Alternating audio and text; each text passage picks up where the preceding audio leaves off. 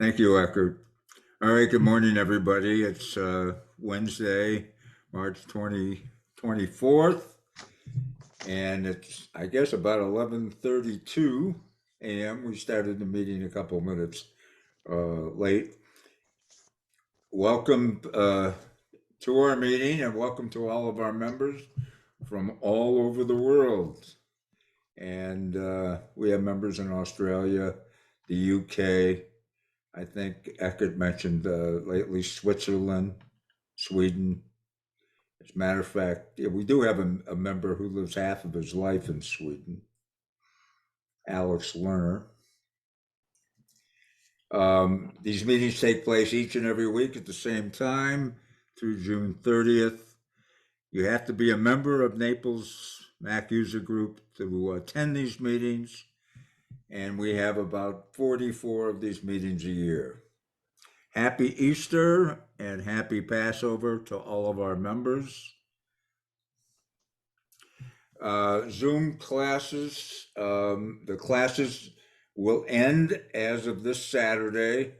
We have had thanks to all of our members for your strong participation in our classes. This has been the best class season ever in the history of Naples Mac User Group.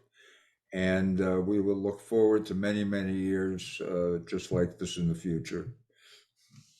Don't forget the big class this weekend. I think Eckert said we have over 130 signed up already. It's the free class, the free take control book, the free video of the class, managing your files, which is something that everybody, all of our members should actually attend this class. I don't know how we would deal with that, but we would get through it. But I think we're up to about 130. Am I right, Eckert? Yes, we have exactly 130 registrants so far. Right, right. And we're going to close off registration because we got to, make sure that we've got the books to everybody and so forth. We're going to close it off tomorrow night at 10 p.m. so that we can pretty much get all the books ordered and so forth. The speaker is Jeff Carlson, a great photographer and expert on many things that are Apple. A great speaker. He has spoken with our group before. He's very well liked by our group. And like I've always said, all you have to do is put in the subject column bonus class, and you'll be registered for the class. And thanks to Eckert and Sheeta, these Zoom meetings go on. We've never lost a beat. We've never lost a meeting because of the virus, and we were prepared. We were doing Zoom probably a year prior to COVID, and we were ready. And a lot of work has gone into the planning and the execution of our Zoom meetings and classes. And these guys are the ones that are responsible, and thank you. On talking about a question and answer on April the 7th, Ed will be back. Ed and Sheeta rotate the first week of every month and take the Q&A sessions. Ed has April and Sheeta has May. And as Sheeta mentioned right before the meeting, if you have any questions, you don't have to wait till three or 4 days before the meeting. It's okay if you send them in 3 or 4 weeks before the meeting or whenever, because it takes time to prepare the answers for these, and some of the questions are quite complex. And don't be afraid to send those questions, but try to get them to us as early as possible. Thank you. On the 31st,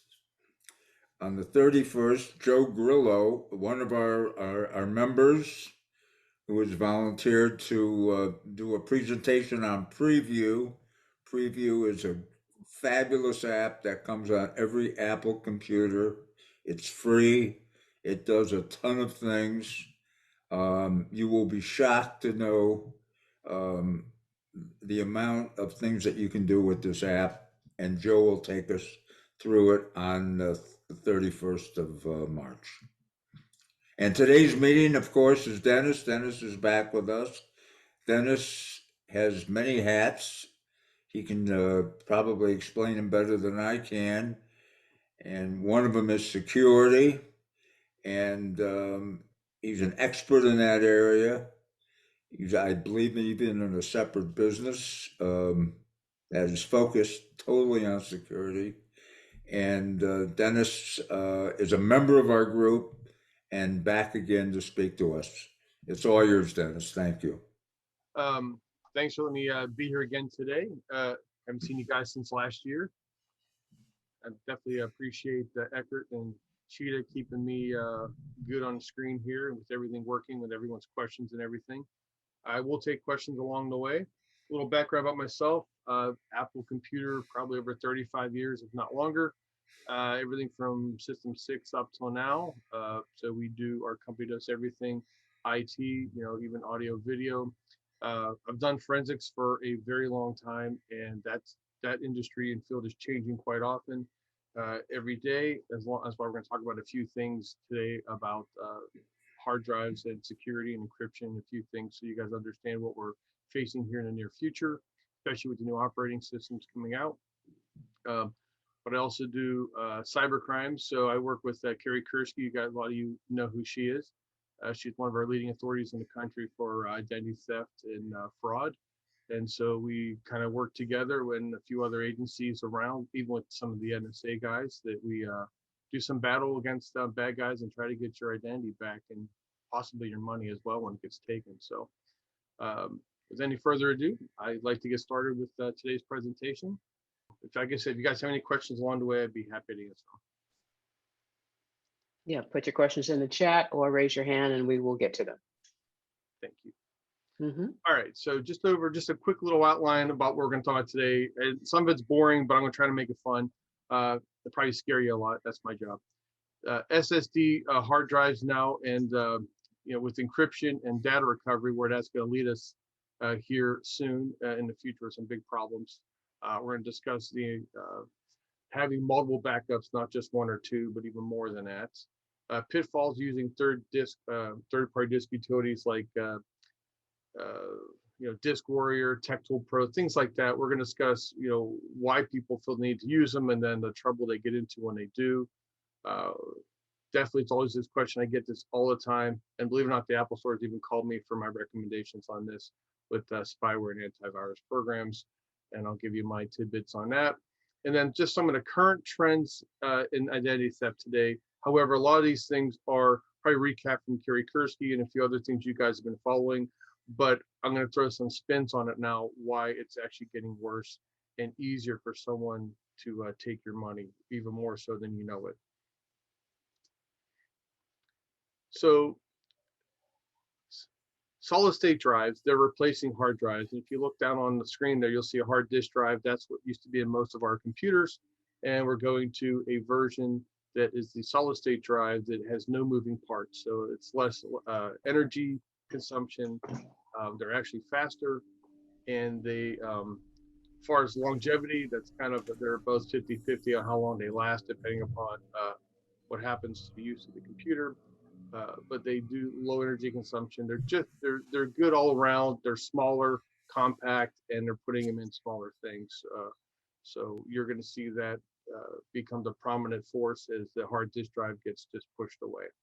Now, encryption itself is really nothing more than taking whatever data that you have on your device and jumbling it in a fashion that someone who gets a hold of your device can't see it, especially if you had something stolen like a laptop or an iPad or something. So if it gets stolen, if someone can get into it, they may not be able to see your data because there's a passcode or something needed. Or if they stole your hard drive and want to erase it, they won't be able to take it to a pawn shop. So then there's two types of encryption. One is software-based and the other is hardware-based. And there are advantages and disadvantages to both. And we'll talk about why for digital forensics, later why it's becoming a problem with encryption enabled. So software is really simple. It's just software itself. And to make it simple enough for everybody, a lot of you use password managers like 1Password or Dashlane, Data Vault. There's a whole bunch out there. And they use software encryption to take your data and jumble it up. So that way nobody get into it. But it takes usually a password to get into it. And it's real simple, and it happens at the level of the computer. There's no hardware involved. It's done by software solely. Now, Windows, the reason why I put UC BitLocker up there, they do a hard drive encryption. It's a free program that's not made by Microsoft. It's a free program that they bundle with their system that helps them encrypt the hard drive. As well as Apple's got their file vault system that's built into the Mac OS. So it's actually Apple's product built into their system. So Apple does build their system around security. So that is a good thing. It actually works better in BitLocker, but at least they have something for those folks. Because we do have a lot of members, a lot of clients that actually have both platforms, both Mac and Windows. And that's why I mentioned Windows sometimes in my talks, because I also have people that left Windows that come to Mac and still have a Windows mentality because they used it for so many years. So it's like, again, software encryption itself just relies on a password, and then it's real simple. But if someone does get your password, they can get back into things, and we'll talk about that in the next slide. So the pros of software encryption: it's cheap and easy. Like I said, it's a free version of BitLocker. It's given with Windows purchases. Apple includes it in their operating system, so it's already there. It's easy to use. It's done by just the processor itself, and the software to do it, but there are no special chips or anything out of the ordinary. The cons are it's only secure as the rest of the computer. So technically, if you got the password to the computer, you're probably going to have the password to get into all the data files because you're already in. It's usually generally the same password, unfortunately. It also uses the resources of the computer while the software is running to encrypt your data. So to give an example, when File Vault is running on Apple, if it's plugged into power, then it's actually doing especially for a laptop, it's plugged into power, it's actually encrypting while you're using it. If you're on battery, it does not encrypt it at that point in time. It'll do it at a later time when power is put back on. So there is some slowdown in how things work. But it does take a bigger process. So depending upon how much data you're trying to encrypt, if you're working on a video file that's very long and big, or some big photo files that you're editing in Photoshop and things, it will take longer to encrypt. Hardware encryption, now this is the better part where there's actually chips that actually do the process for you, and it's separate from the rest of the machine. The chip itself does the process. So having a dedicated processor makes all the difference in speed, but it also has its disadvantages. So of course it's more expensive. So like I said, BitLocker or Apple's File Vault are free, you know that. But if you go out and buy an encrypted thumb drive, one of those little memory sticks or flash drive, they got a million different names. But if you go out and buy an encrypted one, you can spend $200-300 on one of those little things. And depending upon the file size, whether it's 64 gigs or a terabyte, I mean, they get pretty big now, but you also pay the hefty price tag to go with it. There's also, with the hardware encryption, Apple uses on the phones, the Touch ID. It gives an example because it's actually physical touching. And there's a sensor that reads it and then converts. It does the actual authentication and encryption from there. Others have attached keyboards for, like, if you go to a bank or you have to push on the keypad off to the side, your special key to get in, other than biometrics. And so it's a specific device set for that. The biggest problem with all hardware is, like anything, if the hardware fails or the decryption process quits, it's almost impossible to get your data back. It's simple as that. And everyone think, well, there's got to be a way, there's got to be a workaround. Usually there isn't. And so when the hardware fails, that's another issue. So these are things we're starting to see because everything is mass produced. And there's also a whole entity of folks out there creating all different types of devices with encryption, from the little finger drives to, from our tablets or phones or computers, home security systems, vehicle entry. There's so many different things now that rely on hardware, but when they get zapped or quit working, we tend to have problems. And the issue is This is my problem. So when you guys lose your data, the old days, I'd take that hard drive out, which you see down your lower screen there, and I could plug it into some really fancy tools and equipment with some great software, and I generally can pull your data back. Even if the needles don't touch the record, so to speak, on a platter, I can pull those discs out, put them into a different system, and still get your data back. I don't have to have a whole lot to do it. And if I can't do it with my system, there's a company called CPR Tools in Fort Myers. They're one of the national best companies out there for data recovery, and they can do it. If they can't, then it's really in bad shape. But normally, they're able to get data back. And as with anything, these come with a cost. And nowadays, most of us have upwards of a terabyte, maybe 2, depending upon what people do. Some people do photos and video, audio. There's a lot of things we have on our computers now. And of course, with the great cameras that are coming out now with higher definition pictures and higher definition video, of course, they take up more space in your devices. So with that, we need to have a place to put it. Well, now you want to recover it, that's a lot more data, a lot more chance that it won't come back in its entirety, and it's going to cost a lot of money. That's one of the biggest problems. Also, I can tell you, even with the MacBook Air, I just dealt with somebody recently who has a fully functioning MacBook Air with no issues. Bought another new computer. He moved some stuff over. When he went back to his old MacBook Air, he decided to erase a few files just to make space so he can use it from other things, and realized that he wanted those files back. So, and he couldn't get them. So he, of course, tried a couple of different things, didn't work, brings it to me. And I go to get into the computer. And the first thing I do is I take his machine. I'm sure you guys are familiar with target disk mode. That's where you can make another Apple act like an external hard drive. So I plug it right, real simple, into my system. And it pops up on the screen. First thing pops up, it says disk encryption, put the password in. So he had File Vault enabled. His whole disk was encrypted, which is usually a bad sign from there, because even though I have the password to get into his drive to unlock it, to start my process, because it was encrypted in the first place and the data was erased, it's not coming back. And so I have some really good software and hardware that we use.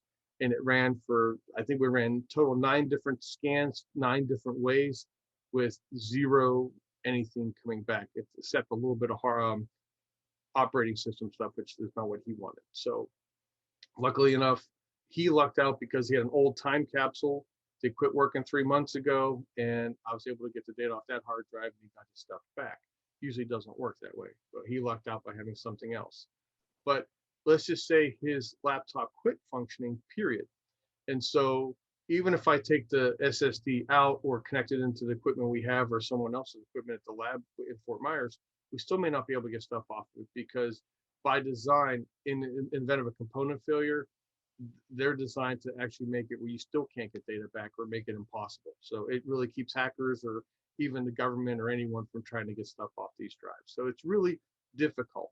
And so with that said, because everything is becoming an SSD, some type of flash memory chip that's going to be in all of our devices, from phones, tablets, computers, into our home appliances, our vehicles, it's going to be a problem, because there's no way to get the data back. And unfortunately, because it's a computer chip that's holding it, it uses a mathematical algorithm that reads and writes data on these things. And unfortunately, they also have end of life issues as well that we can't tell. At least with a hard drive, I can tell if it starts, going slow, make clicking sounds, chirps a little. I have indications whether I have a drive failing or not, or how much time I have left technically to get something off of it if it's starting to fail. With these SSD drives, there's no warning; it just quits. And they say you get about 1,000 reads or writes per sector or block. It's actually about 3,000, give or take. Unfortunately, the little maestro under the hood just stands there and orchestrates where data gets written all over these chips. But at some point, they can fail, and because they're a chip, a major power surge, or somebody plugs in a device that's got more energy than it should be going into a USB port or of some sort, or a Thunderbolt port, you actually can fry your own SSD drive, and that's happened. And unfortunately, people, they see things on Amazon that are cheaper because they don't want to go to buy something for an external storage drive and don't pay the money, or look to see if they're rated for Apple and meet the guidelines, because what happens is some of these things don't have the proper electrical rating, and then what happens, it actually overpowers, sends too much energy into the ports, and causes failure with the logic board and the SSD. It's actually, there's some crazy things that have been happening lately. Right. And there's a lot of stuff being sold that are bootleg on Amazon and eBay, and that's where a lot of people shop. All right, Dennis, can I pause you for a second? Sure. Okay, for some reason, you keep going in and out on your mic. So sometimes we hear what you're saying very, very clearly. Sometimes we don't. All right. Is this a little better? That is a lot better. All right. I'm just Okay. moving something here. And I Good want job. to say, thank you. What I want to say, ouch, for what you said so far. So I do have a quick question. Go So ahead. in that case, do you recommend using File Vault at all? So, and that's a perfect question. I'm actually glad you said that, because I was going to figure out how to interject my thought. So with File Vault, it's recommended for people who actually have things that, it's going to sound silly, that are really important. I don't want to say we're not important, because everyone is, but for me, I do a lot of stuff with the computer, as you guys know, but I don't have anything that I really don't, other than just Social Security number and those things we all have. If someone wants my data, they can have it. I don't care. I'm not in politics. I'm not in law enforcement, so to speak. I'm not in high-tech industry where I'm an inventor or a scientist or someone who's doing software and data creation, for apps and things, and stuff like that. Because I'm not that kind of person. I don't have to have anything encrypted. And a lot of people, we worry about encrypting our data. The problem is, when I tell you how we give people the keys to our castle, having an encrypted hard drive really doesn't make a difference, because I just think it's going to make it harder for us in the long run. I don't think we have to use File Vault, but if you are somebody, and everyone has things different. And frankly, some people feel that, hey, their personal data is the most important thing to them. They don't want to lose it, and they want to take every precaution. I don't discourage that. But I do say, if you're going to use File Vault, or you're going to use BitLocker because you have a mixed house and you got stuff for Apple and Windows, that's fine. And what I'm going to get into in this next coming slides is really the best way to deal with any type of data loss, period, is you're going to have backups and mobile backups. But with File Vault itself, one of the important things to understand is too, as we fill up these hard drives, the encryption takes up weight and space as well as it's being encrypted. When you go to decrypt something, I've had issues where I've had clients run out of hard drive space. We'll say less than 5 gigabytes left out of, we'll say a terabyte, which is you're supposed to save at least 10% to process. And when you're below that, we got problems. So with 5 gigabytes left, if I have to go decrypt that hard drive to move data over, or try to do something with the drive, there's not enough room on the hard drive to decrypt it to allow the process to occur. And oftentimes data can get stuck because there's no room to move the stuff around to get it out. Absolutely. And a lot of people avoid that more than you know. Yeah, had two comments. Totally agree with that. I leave actually half of my hard drive blank because of that. I've had clients who were working and their hard drive just failed because they did not have enough open space. Second thing I want to interject is that someone that I was working with did purchase an SSD drive, and their drive died within a week. For whatever reason, it died. So I do recommend, like you, have multiple backup drives. And File Vault scares me. So it does. You know why? Because I don't really have control of it, and that's how Yes. I feel with a lot of things. At least when we talked about in the past, we've mentioned, you've been around a while, so Super Duper and Carbon Copy Cloner, and we'll discuss them a little bit. But those are things I have control of. I can control what drive they talk to, what data, how it's going on. I like to be in control. When File Vault's behind the scenes, it's kind of like it's on, set and forget.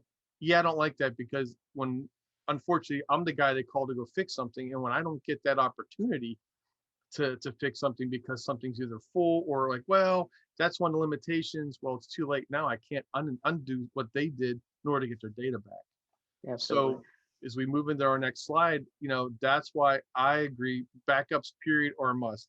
I think if you buy a car, you have to have car insurance. You buy a computer, you have to have a backup, and multiple, just because, listen, these are all hardware devices. They're going to fail.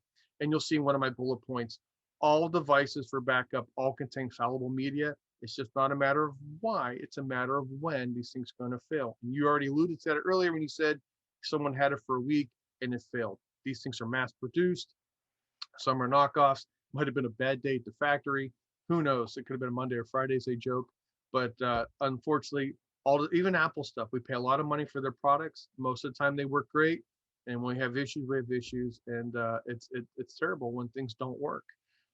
So with all these advances we have in security and data encryption, it's going to be the more stuff we enable on these devices to keep our data safe, it's going to be harder for us to reclaim that in any type of forensic setting. And a lot of the tricks of the trade I had to be able to get data back was, people are like, oh my God, you're amazing, you got my stuff back. I felt like, yeah, I'm doing backflips. Now I'm like, gee, you don't have a backup. I don't know what else I can do for you. That's how bad it's getting, because we're very limited in what we can do. Now, if the SSD drive was not encrypted, I do have a chance of getting data back, and I've done it. So that's not bad, but there are also issues with that, because if the parts of the chip are starting to fail or just quit writing, I'm not going to pull that data back. So that happens as well. And by not having the spinning platters like little records on a record player, SSDs really, they're self-enclosed, contained file that I don't have any control over. And between a mathematical algorithm that reads and writes to those things, and if they fail or something glitches, our data's gone. So honestly, I say 3 to 4 backups. And I'm sure some of you just went, holy crap, I have one and he wants 3 or 4. Well, one includes your computer example, so that counts. If there's data on the hard drive, then that still counts as an entity. But I do recommend hard disk drives if you can still get them. SSDs are fine if you can get them. Because I say it freely now, only because the supply chain's so crippled. I don't know what we can get out there right now, because things are hard to get and buy. Some things are expensive.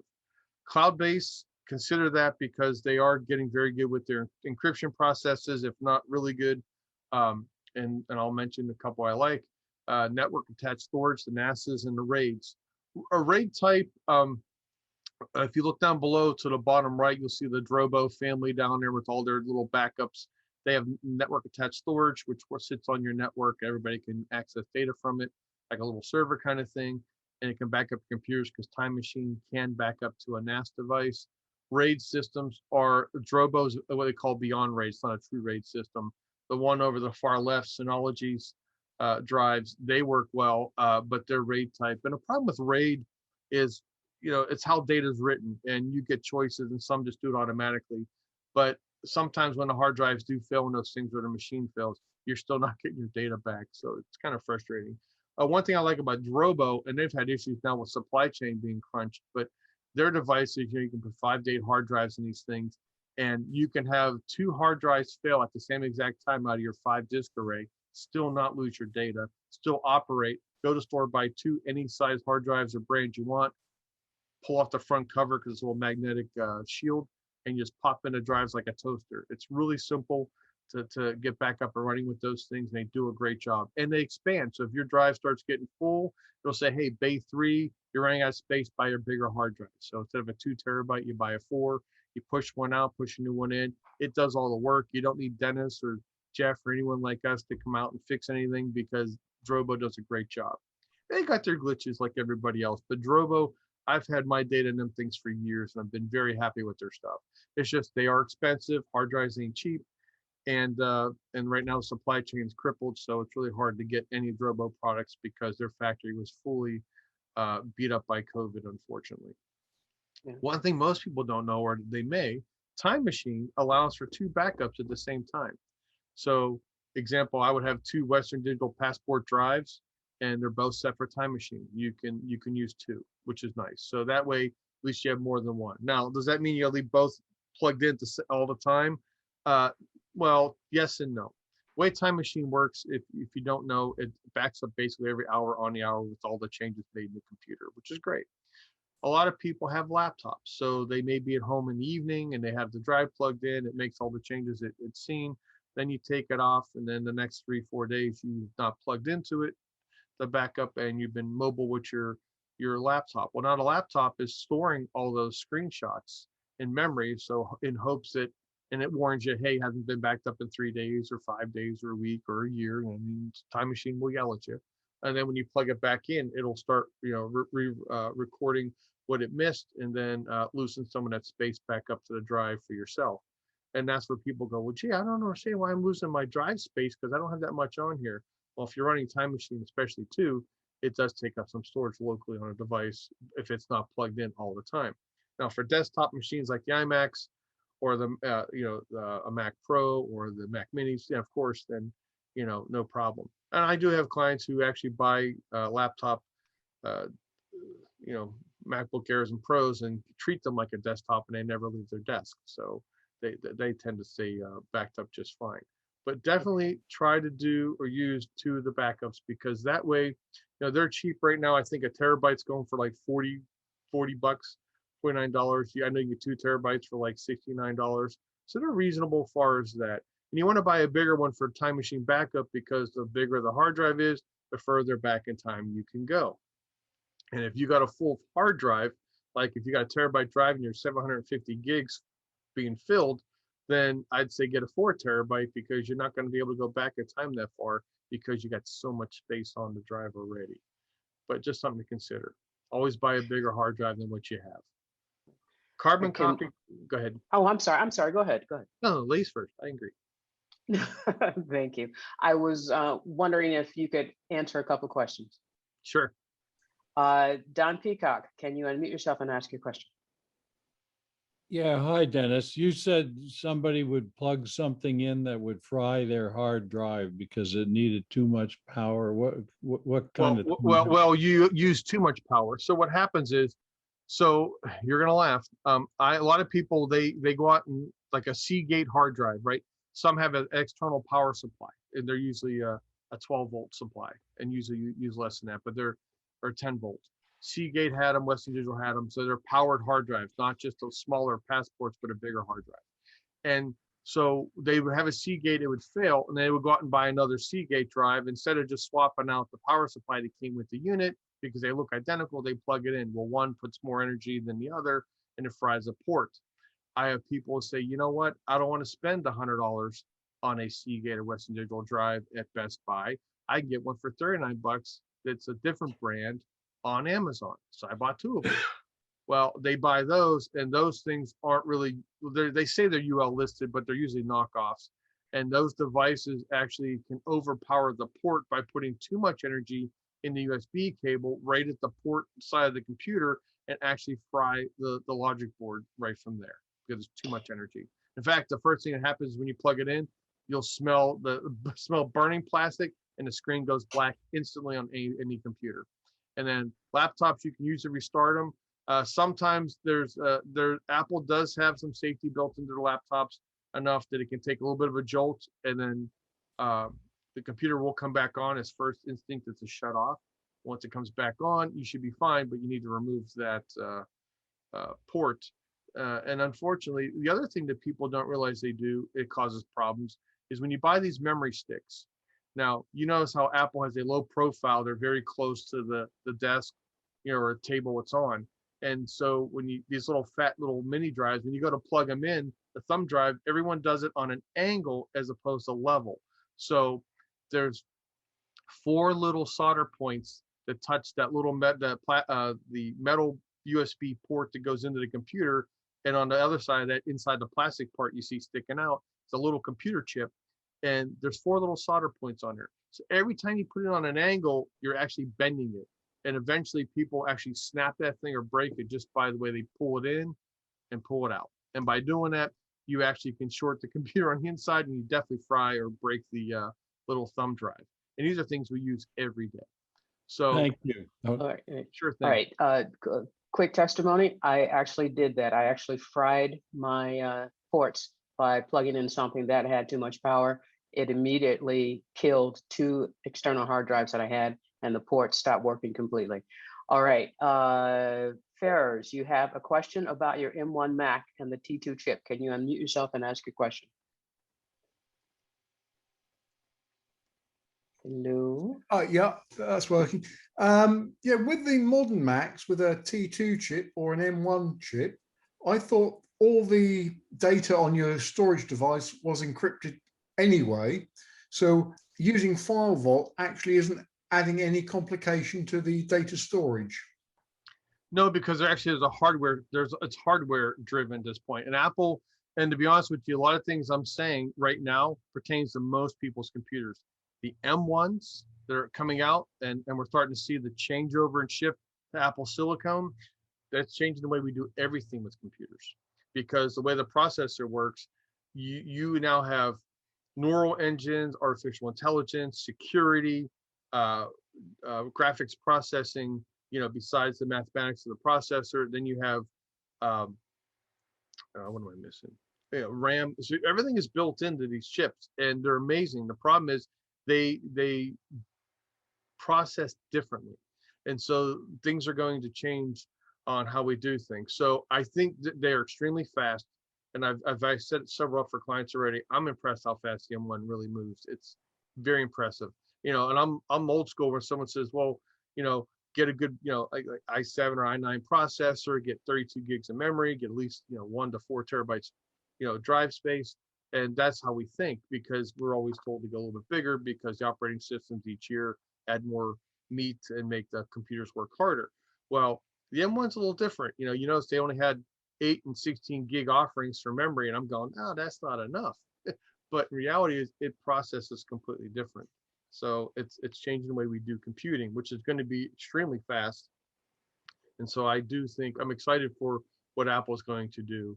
And I think it's going to shake things up in the industry, because you're going to see other companies follow suit. And Intel, I don't know if you guys saw recently, they had the guy who said, hey, I'm a Mac, I'm a PC commercials from years ago. Well, the same guy, I forget his name, Justin something or other. Well, Intel hired him to dog and pick on the M1 chip from Apple, because they're mad because Apple's kind of pulling away, obviously, from Intel to move their own silicone. Well, just yesterday, it looks like Intel is now going to build 2 new factories, and I think one might be in Arizona, from my understanding, and they're going to try to court Apple so they can make other people's chips, meaning that they like to make the silicone for Apple if they could get the contract. So even Intel sees the writing on the wall. And Apple didn't do this by some whim. Intel's had issues for years.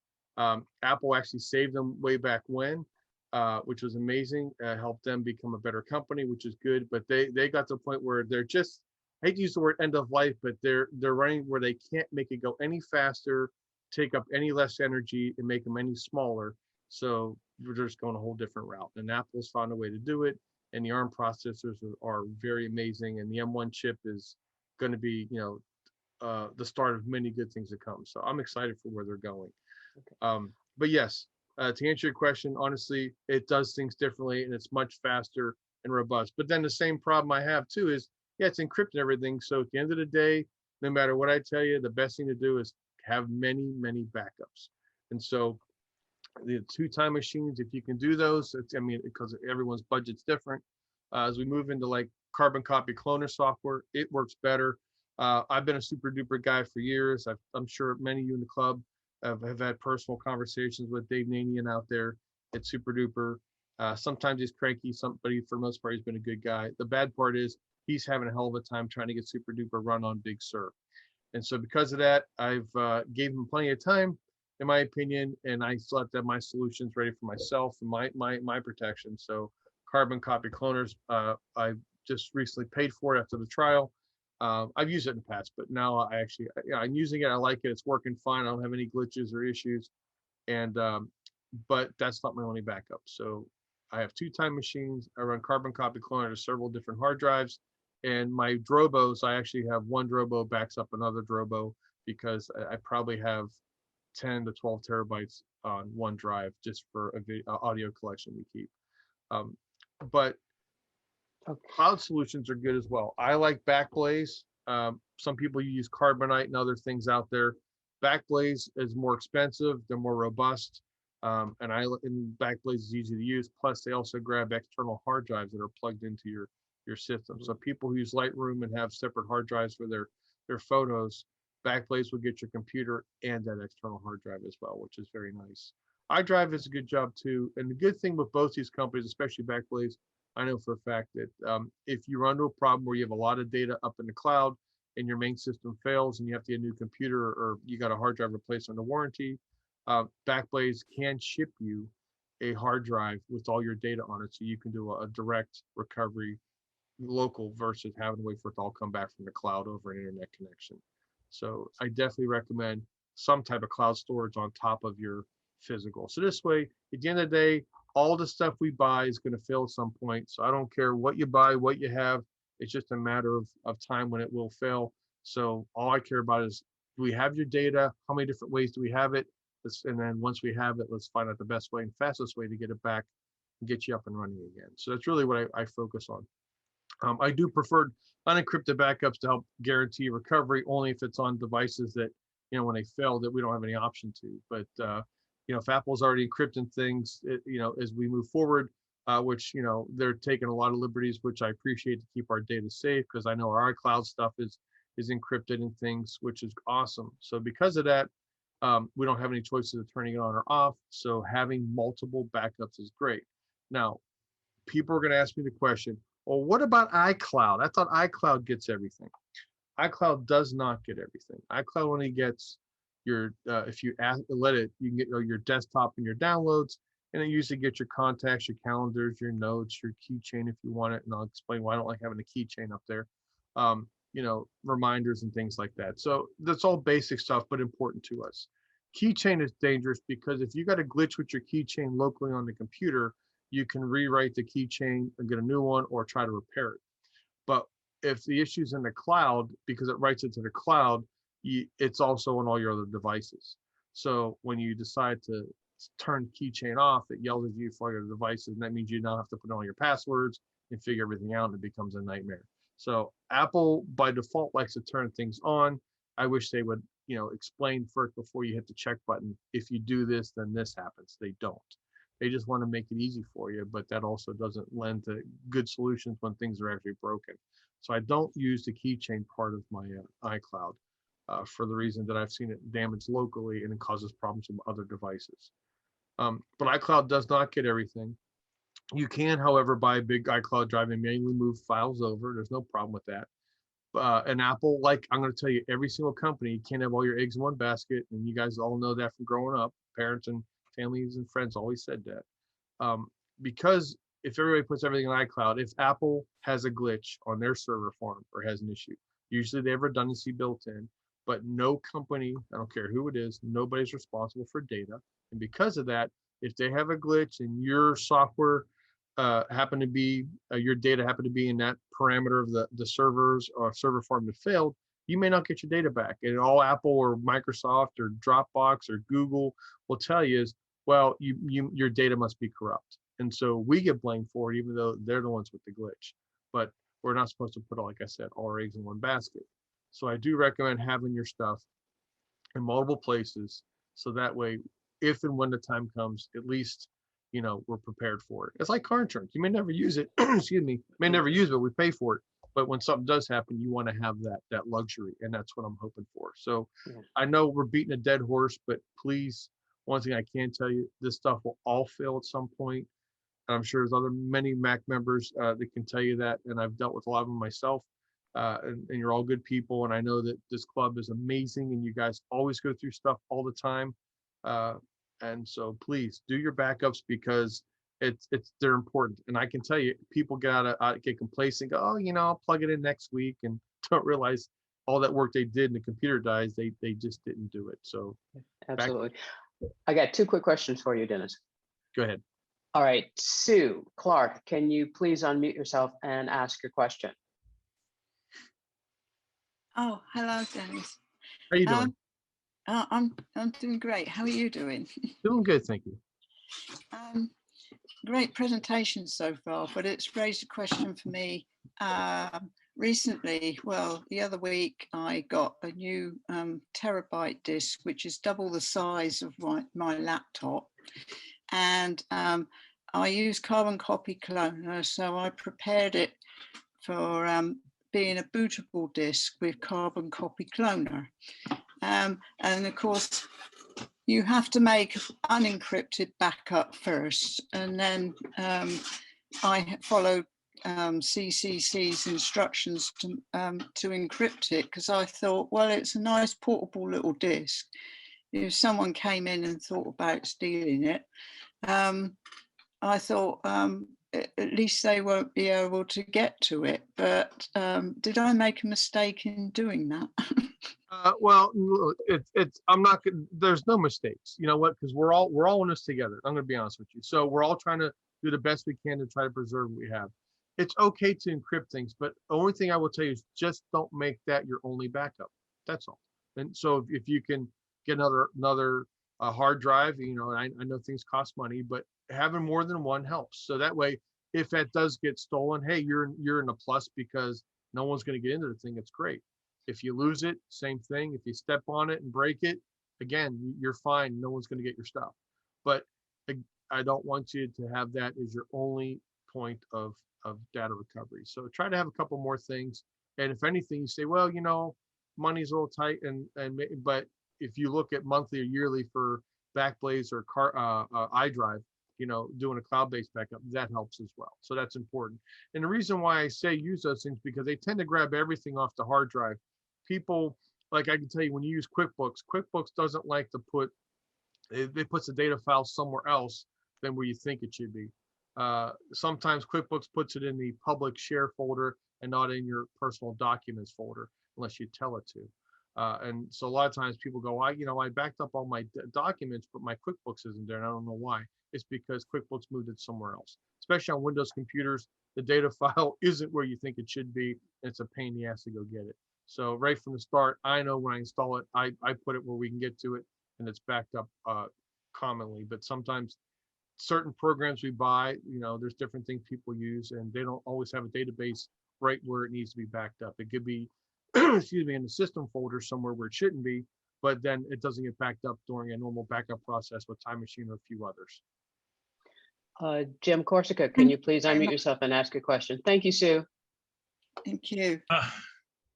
Thanks, Dennis. I've been using SuperDuper for years now, and we're coming up on a year or maybe more since Big Sur was introduced, and I have not upgraded to Big Sur because of SuperDuper. Now I use it to back up my iTunes. I use it to back up my hard drive, and I don't want to put words in your mouth, but it sounds like SuperDuper has had long enough to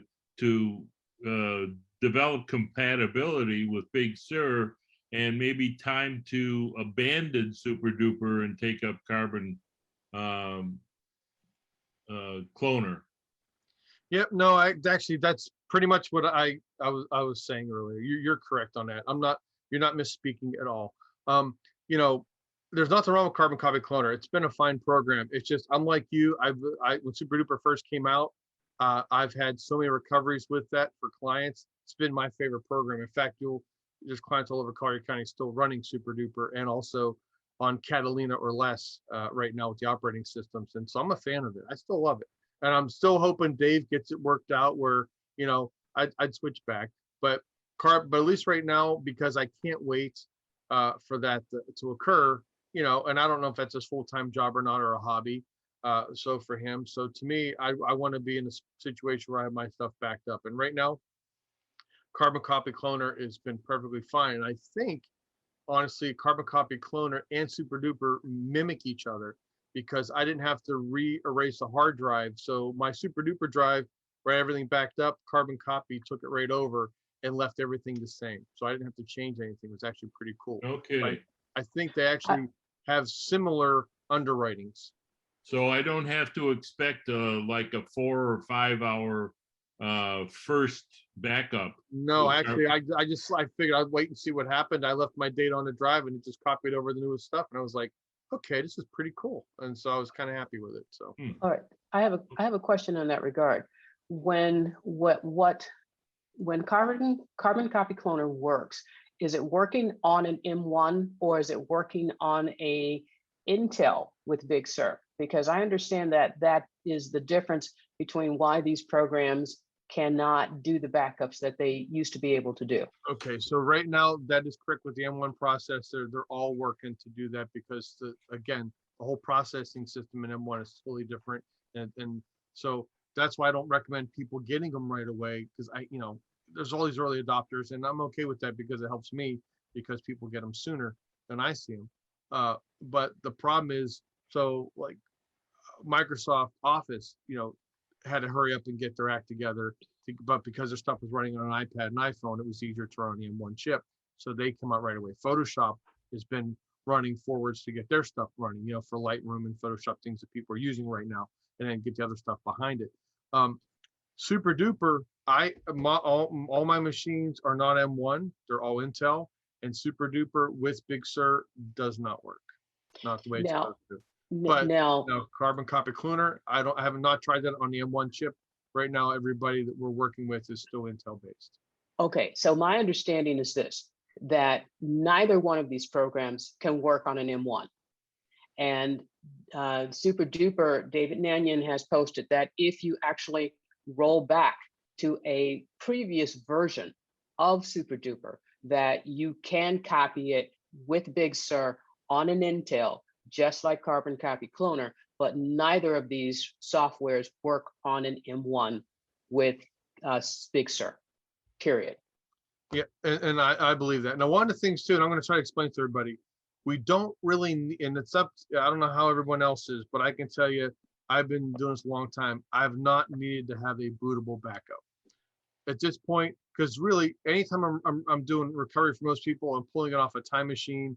Even if if Super Duper ran or Carbon Copy Cloner, I'm just grabbing the data and it's pulling that data over to get everything back up and running. I don't need to have a bootable backup. And usually, because most of the time, if your computer's failing, having a bootable backup's great, but your computer's dead. So what are you booting into?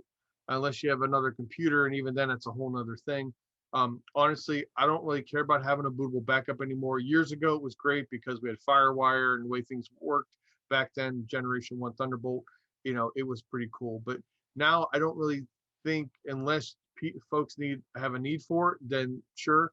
But honestly, I don't think, to me, I've not seen a need to have a bootable backup, so to speak. As long as we can get to your data, it's really all that matters, especially when you're migrating to a new system, or you just want to copy certain stuff over, or something died and you just want to get access. As long as you have access to data, all your documents and things, that's all I care about, because that's really all we need, because we can get to everything else. Because I don't have to copy all the apps over.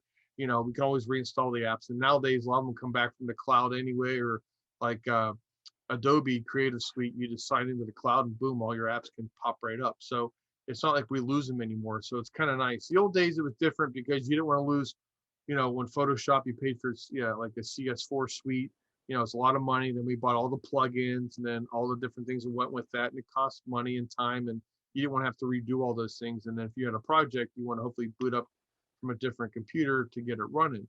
Or if the hard drive failed, you can actually boot from the external. But honestly, these days, the way things are working, I don't think a bootable backup is absolutely necessary. But that's just me, and that's just me speaking, but that doesn't mean that fits your needs.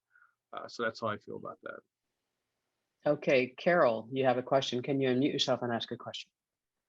Yes, thank Thanks, you. I don't Dennis. know if you're going to get to antiviral software at some Yep, point, It's but coming up here after one slide. okay, I was wondering what you think about Bitdefender and Norton. Yep, those will all be on my next slide, and I'll tell you about that in a minute. All right, Dennis, all yours. Cool. So third-party disk utilities. So for some reason, when something happens to a computer, everybody feels the need to get out a toolbox and either unscrew something or beat it with a hammer. There are days I wish I could do that, and I'd feel so much better. But I think what everyone needs to do first off is take a pause, because what happens is when people go, oh, my email wasn't coming in, I can't figure out why. So I uninstalled my AOL, my Gmail, but now the password, and this ain't working out, won't take my password. And I find out the whole time their internet went out. So they went and started erasing everything on their email system because the password wasn't working. It's because the modem wasn't allowing the computer to talk to the internet to go fetch their mail. So they went destructive before just waiting a few minutes to see, hey, what's going on? Do I restart the computer? Do that first. Check my internet, make sure it's running. If it's working on my phone and my iPad, but not the computer, let's see what else is going on. Well, people tend to overfix things and make mountains out of molehills, and that happens quite often. So there are a lot of great programs out there. They do have their place. And you see here on the screen, like TechTool Pro, Disk Warrior, Cocktail Onyx, they all work. Clean My Mac, that's one I get leery of. Drive Genius, let's see, what else am I missing on there? ClamZav, that does multiple things too. But that's more on the should be on the next screen, not this screen. But as far as malware and things, so honestly, what happens is people, and a lot of people come over from Windows and are used to fixing things on Windows all the time. So they have to have these utility tools. So they feel that, well, Apple's no different. And so they do that instead of just because they don't know. So my old fire chief used to tell me, as a firefighter years ago, and we had a car accident, he said, try before you pry. That means don't get the jaws of life out and pop the door open. If it's unlocked, and just open the door. So it's simple as that. And I think sometimes we go overboard, with things, because honestly, Apple is pretty self-policing. Their disk utility does a decent job. It can't do everything, but it does a good enough job. If we got bigger problems or things aren't really working for you, you got a whole nother issue we may be looking at versus just uninstalling or reinstalling something. And some of these apps don't work in some respects because, just like you said, we're talking about Intel to M1 processors, and we're talking about, well, I paid for Disk Warrior 3, that was $79, and I'm not going to pay for it again because I already have it. Well, then you download Catalina and it runs, but it's looking at a different database record under the hood. So you actually can hurt the operating system versus helping it because it's not updated and up to date. So it's important to keep, if you're going to use these programs for a reason, make sure you have the latest and greatest one. Otherwise, you'll get yourself into trouble. Even after you update, like Big Sur being updated, every month or a couple of weeks, we got things coming out. So when that happens, go back to TechTool Pro, see if they have another update, or Onyx or Disk Warrior. You have to keep checking those as well. And sometimes they'll auto update when you launch them. Other times you won't know until, you find out it's either working or not working, and then you have to go download something new. But you want to be careful that you don't overfix your Mac because it may not need that, which is usually 9 times out of 10. The biggest one I see is the duplicate finders. There's a whole bunch out there. And so, because people go, hey, look, I got 40,000 photos, some look like they're duplicates. I can't figure out why. Or when they do a scan, they don't realize they didn't pick Macintosh hard drive. They picked all their drives. So if you do got 5 backups because you listen to me, and I appreciate that, plus your computer, now it's inventoried 6 copies of a photo plus a thumbnail, and you didn't see that, you go, okay, well, I got 7 images. Well, I'm going to get rid of 6 and keep 1. Now you just erased your backups, and unfortunately, you got rid of the full-size master file, and all you have left is a thumbnail, which really is as big as your thumbnail, and then you go, where the hell's all my pictures? So, and that happens with your data files as well, and you got to be careful. Duplicate finders, and they do a great job, but you really have to, and like anything, we don't want to go through 40,000 pictures. Well, you kind of have to go through your stuff anyway, and the sooner than later, because the more we procrastinate, then the bigger our data gets, and then more for us to sit down and try to sort out. So be careful of these tools. They do work, but I do think, and sometimes, overthinking it is really not a good thing. And just pause, do the basics first. Restart the computer, restart the app, check your internet, make sure things are working before you actually go and do things destructive. And a lot of people do that without thinking.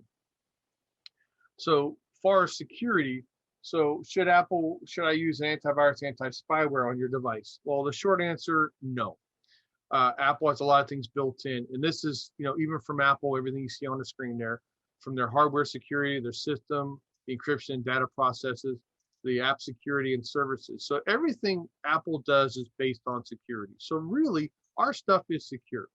And generally, Windows computers, you have to understand Windows 10, which everyone has right now, because 7 is officially dead, but there's still older stuff out there.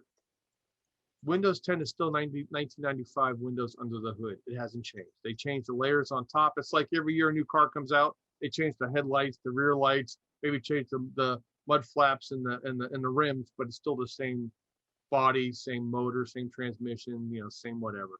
And so that's what happens with Windows. They are going to change it down the road, and they're probably going to do something like Apple and go like a Unix Linux core, and because Windows does need an overhaul. But with that said, they added security after the fact. Apple builds their system on top of the security. So security is first and foremost, which is great. So we can feel safe with Apple's products, absolutely. But like anything, if it's encrypted and we lost it or don't have a copy of it, well, we're probably not going to get our stuff back. So when you run Norton or that Bitdefender or Sophos antivirus or even Malwarebytes. First off, there's really nothing out there attacking the Mac. I mean, you'll hear every now and then Mac rumors. Someone pops up and goes, "Oh, Ars Technica has a security breach." There's a potential for a threat. A potential. Didn't mean it happened. A potential. It was like, "Oh my God, you got to get antivirus for the Mac because there's a threat out there." No, it's a potential. Now, the Spectre and Meltdown viruses that could affect the Apple were also at the root in the hardware. So that's where they were such an issue to deal with, because there were flaws there. Now, just remember, all this stuff is man-made. We do the best we can to lock everything down, but there still has to be doors open, of course, for data to flow in and out and for us to do things. And the bad guys know that, and they look for vulnerabilities in those small, short openings to cause havoc. And Apple does a very good job. If you notice, Windows says they made a patch to whatever bug is out there. Apple never says it. They just said, we've updated a whole bunch of security updates and issues, and Apple does not disclose that because it never wants to tip their hand to a bad guy to let them know how close they were to something or not something. Apple just closes the doors, fixes things, and moves on. Now, sometimes their updates break things, but that happens for all different operating systems. But don't be afraid of doing the updates, especially on security, because they're there for a reason. But when you're running, people feel obligated to have Norton, Sophos, Malwarebytes, and a whole bunch of others, Bitdefender, BitLocker, and there's a whole bunch, Avast. So when you start looking at these different things, they all have to run. And when they run, what are you putting shields up for? What are you fighting against? If there's no known bugs out there, what are you protecting yourself against? It's like going to war, but do you need a gun, a bazooka, a tank, a knife? We don't know. It's, so they give you things, but if there's no known threats, then what are we protecting ourselves against? I will tell you, on a Windows platform, Malwarebytes is my favorite one. That thing kicks ass on Windows. It really does. It fixes so many problems and all these little spyware things that pop up and malware ads. It's amazing. But for Apple, most people have it on their machines that I noticed with Apple, but they only have the trial version, which means it's not working. It's loaded, but it's not running until you pay for it where it runs full time. But even then, there's really nothing it's going to get a hold of. Now, where I do see benefits of an antivirus, like Sophos or Malwarebytes, is if you are passing files back and forth between other folks on Windows-based computers, you might catch it in order not to forward it on to somebody else, because we can be a carrier pusher of something from one person to another. So one PC got a bug, I get the file, push it off to somebody else with a PC, they get the bug, but I never got infected. So yeah, it could help sort of with that. A lot of colleges and universities automatically, by rule, don't care what platform you use, they force everyone to have an antivirus. So my son's at LSU, he's got Sophos, it's provided for free. It doesn't do anything, but he's required to have it on his computer because that's what the university states. So we just have to follow what the guidelines are. But they do slow your device down, especially on PCs. Apple already has security built in under the hood. Their XProtect system is already there. Apple's already doing its job. The Sentinel is there doing its work. So I would say don't even put these things on your system, because it's a waste of money, waste of resources. Until those threats come out there, believe me, we'll know when Apple gets its first true virus in the world. Everyone's gonna be like, hey, I told you so. Like, yeah, 40 years later, we get a bug. Great, so what?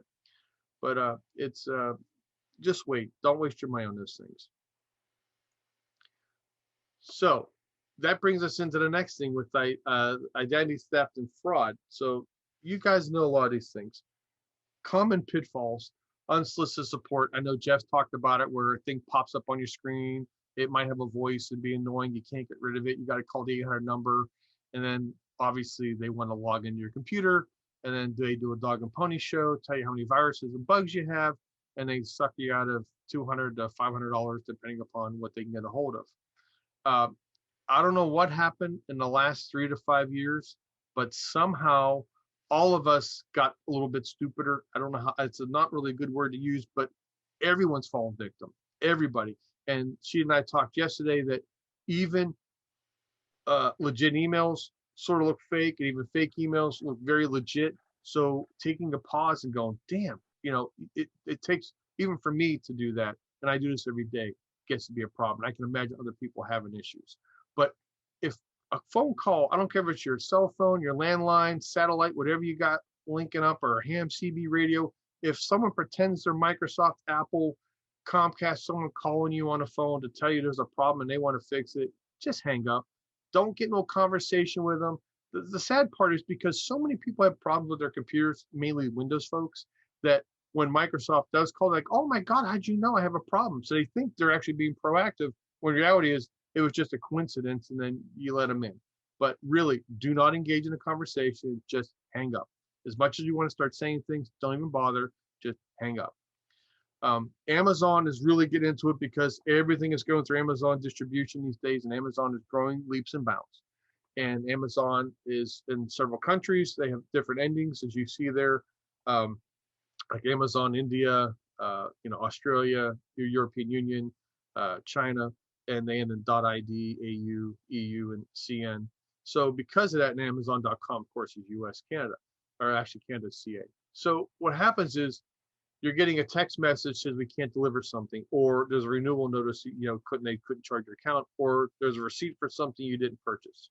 Well, you end up either, if you answer the phone and take them on a phone, or you call the number on your text, what's happening is these people are so brazen now. It's not like where the first part we talked about, they log into your computer and they do some things and then we end up paying them money. These guys get in right away, say, we have to stop the purchase. We're going to check your Amazon account. And people go, sure. And so now they're in your computer, you're watching them. They go into your web browser, they open up Amazon.com and go, okay, well, we're going to change your password there for security.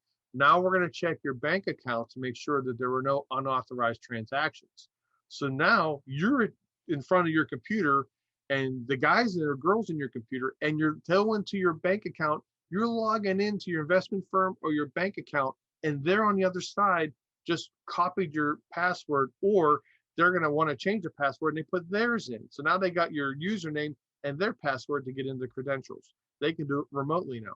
But what happens is they get in right away and they go, okay, and they start a wire transfer. So I just had a lady this week, Thursday last week, she wired, the guy got in the computer with her, and said it'd be $100 charge to fix it. She says, sounds great, we're already in my account, let's just do it. And the wire transfer was not for $100, it was for $100,000. And the hard part for her is she had the guy in the computer, she let him in the bank, she okayed the wire transfer. So technically she's at fault, even though she was. So now they're getting so brazen that they're actually going into your account and moving the money with you with your permission. So it makes it harder for the underwriters at the bank to go, hey, do we give you your money back? Because you did authorize a transfer. So they're getting more brazen at what they do. I just can't believe people are laying their guard down this much. So so anything that comes in your text, unless you're expecting something, and I know since we all order all the time, things are always popping up, but anything from Amazon, text, receipts that don't make any sense, especially if you see Amazon India or anywhere else other than Amazon, and still check it, but throw those away. Don't even entertain them because they're not right. If there's a problem or you're expecting something didn't get delivery, you have a legit gripe. Otherwise, don't fall for it, because they're just phishing. But unfortunately, people are falling for it, and I don't know why. It's some weird phenomenon now that we've all let our guard down. We're trusting everybody that calls or texts us or emails us things. The other ones we're seeing, they're popping up more now, and they're going to a lot of law firms. I'm not sure why, but they're extortion emails, and a hacker claims to have incriminating photos or videos of you, or they've infiltrated all your devices and data. And it's really a calmly written email saying how they're going to, get you and pay by Bitcoin or Western Union. Throw those away. Don't answer. Don't reply. They don't have anything. And someone says, well, it came on my phone and my tablet and on my computer, so obviously something. I'm like, no, you get the same email account. It's on all three devices. You got the same email in 3 locations. Just throw it away. So don't fall for those. But they're, unless I always laugh. I said I had a law firm call and goes, well, I got to pay this. I got to be in business. I got to pay $10,000. I can't be offline. I'm going, does that mean you're guilty of something? He start laughing, and I said, read the rest of the mumbo jumbo. And it used some kind of Google Translate, so the words weren't correct. Everything was kind of goofy. So he's like, oh, okay, and he laughed and threw it away. But I see these things all the time. They do target title companies, law firms, investment firm, institutions. It's just funny, but people fall for this stuff all the time. Dennis, Yes. what about Silver Sparrow? Can you speak on that? Why do I know that? And I just went dumb on that one. Silver Spirit was the virus that was on 30,000 max? Oh, recently? Yes. Okay, so now that so what that was is a developer did something untoward. So any of us can be a developer for $99. Apple will give us the tools. We can start writing apps and do anything for Apple's platform. Pretty cool. What the developer did was he had some untoward code in his thing, and it got out there. And so Apple's homework, when because they have to check your app before it goes to the store, but because it was still in development mode, it was being tested. Other people were using it and pulling it down and got it. Now, did it really do anything? There was really no potential warning what it actually did do, or the payloads weren't delivered from the actual intent. But it was a proof of concept to say, yes, this happened. Yes, we got it out to other people. The problem with that is, well, actually, the good news is Apple revoked the developer certificate, which means the app won't run. It also pulls it because the way Apple works is unless you have a certificate for their software, even from a third-party store, it won't download and run on your computer. So they were snuffed out pretty quick. I think Apple had a heads up on that before it actually gets out there. But oftentimes, a lot of this news comes later. And so Apple's already behind the scenes moving. There's a lot of other companies. They move quick on security threats. They just don't bring it up right away until someone comes out and as a whistleblower says, oh, hey, look, we got this bug. But you haven't heard anything since. So Apple's already took care of that, resolved it. It is pretty simple and easy by revoking security certificates. And so simply it just won't run and it doesn't cause any threats. And the payload wasn't delivered, the intention, but the proof of concept, if anything, is there. So now they just have more homework or different ways to process people's work when they submit it for the application process on how well these things are. Because realistically, the difference between Apple and Android, we look at the operating systems, especially even Windows, Apple gives you the tools to make the applications or programs you want to make for Apple. They check your homework. It has to run. They do not let you in the engine room, so to speak. So if something like if Word just quits working, everything's sandbox. So if the Word quits working on your computer, the computer doesn't lock up and freeze like it does on Windows and everything fails or the whole computer shuts down. It's just that app. You can restart it. You could uninstall it and reinstall it. It doesn't affect anything else on the computer. Where Windows and Android systems, they don't have those checks and balances. So you can easily write a bug for those things. And there are viruses that run on the Android phones and malware that runs on Android phones. So they're not totally safe where Apple is because Apple controls who goes in and out of the that's why years ago, if you remember when Steve Jobs back, I think in 2010, announced the death of Flash player in the operating system, and web browser was like, oh my God, what do you mean Flash is dead? We need Flash. Well, Flash wouldn't run on the iPhone or iPad because it had to work in the engine room and Apple wasn't going to let that happen.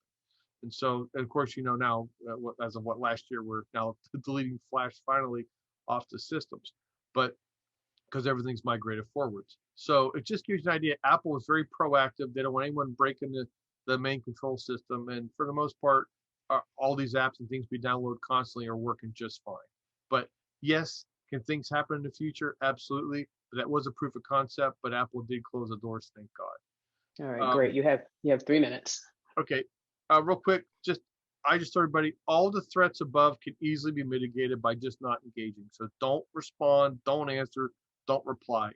It's simple as that. And I know that it's so hard because we get caught off guard, we get complacent, but even just take a pause. So you know what, I'll deal with it later. Don't deal with it right away just because, it's probably false and fake. And that's where we all get into trouble. And then after we go, oh, you know what? And I can tell you, I got Fortune 500 CEOs that have all gotten into trouble. And if you knew who they were, you'd be shocked. And so they're everyday people just like we are. And so when you look at some people in high regard going, wow, they run this big company, they're international. My gosh, I never expect them to fall for it. But guess what? We all do. And I think we let our shield down sometimes. The only difference is I do this every day, so I see it. You guys live and eat technology, and I'm so glad for this users group. It's been around a long time. You guys are, like George said, and I could say, you guys are branching out around the world. I think it's phenomenal. There's a lot of good information out there. I know a lot of stuff I said today was probably redundant to beat a dead horse, but really, I'm more focused on you guys just having backups and being safe. So that way, and just try not to fall for all the stuff out there, because the bad guys go to work like we do every single day. Instead of doing good deeds, they do bad deeds. And I tell you what, they're getting very good at what they do. And the scams and the identity theft is just getting better and better by them every single day. Excellent. Does anyone have a question they would like to ask before last question? Go ahead, Michael. Or do you have a question? You just opened your mic?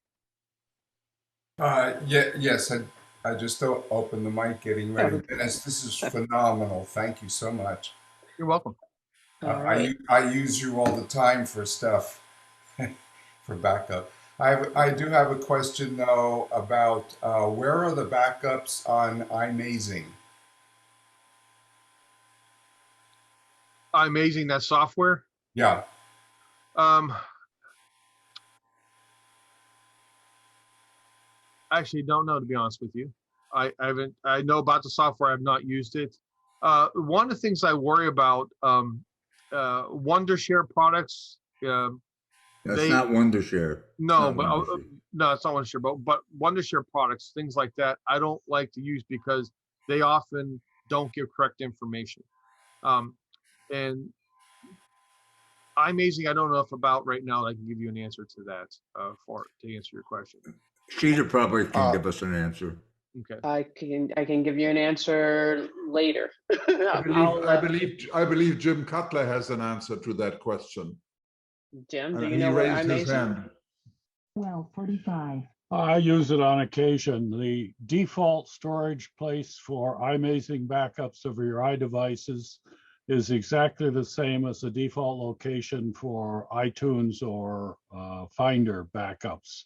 Which is where? This is talking on your Mac now. So it's on the Mac. Okay, so it's in your user folder then. Yeah, and it's buried down in containers and backups and all that stuff in your library. And as near as I can tell, there's no functional difference between a stock iMazing backup of your iPhone and a Finder backup of your iPhone. Same encryption, is basically interchangeable. Well, you know, those things do work. One thing I will mention though is a lot of these hard drives are, you know, these phones are getting big. You have 512 gigs. If you got one of those things full and you only have a terabyte drive in your MacBook Pro and you're already using 256 gigs, you know, I mean, you're filling up your drive quick just with a backup. And that's the second part of the comment on iMazing is you can set the backup location to somewhere besides the normal one. Which is important, But the other comment that come up with iMazing backups, or even for that matter, Finder backups of your devices, since it is inside your home tree, directory tree, any backup method you use, like Time Machine or Carbon Copy Cloner or Super Duper, or even just a Finder drag and drop of your home directory, although that's not near as reliable as the others, will pick up every file that's in your home directory, and that includes the iMazing backup. So recovery of that, it's the same as if you have Parallels Desktop on your machine. It puts by default, it puts the VMs in your home directory. And when you back up your home directory, if you don't exclude those VMs, your Time Machine drive fills up rapidly.